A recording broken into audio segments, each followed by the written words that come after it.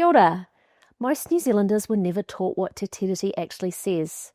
They've heard myths or just bits and pieces. But Te Tiriti or Waitangi is actually really simple, and it still matters.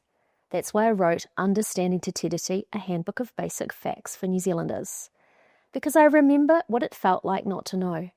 And I've seen what a difference understanding makes for boards, schools, workplaces and whānau. Before Te Tiriti, Māori already owned all of Aotearoa.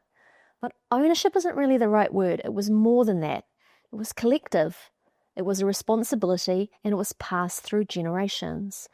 It was part of tino rangatiratanga, Māori complete authority over their lives, their land and their resources.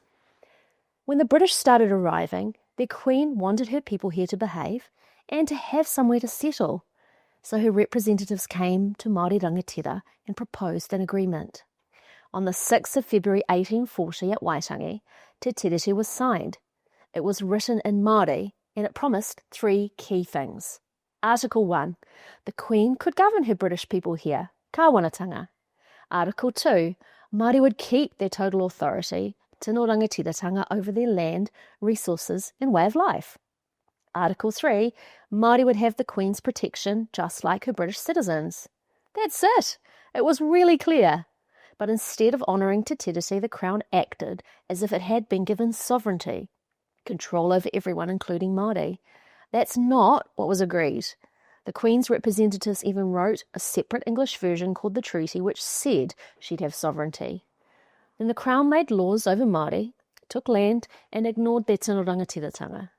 That harm continues today. You can see it in education, in prisons, in child removals and in health outcomes. But here's the good news. Māori never stopped asserting their tino rangatiratanga. And when they do, all of Aotearoa benefits. You can see it when marae house everyone after an emergency, or when Māori lead protection of our environment. This isn't about the past, it's about how we build a better future. And that's what this book is about. It explains what was actually agreed, clearly, simply and respectfully, so you can have the facts and make up your own mind.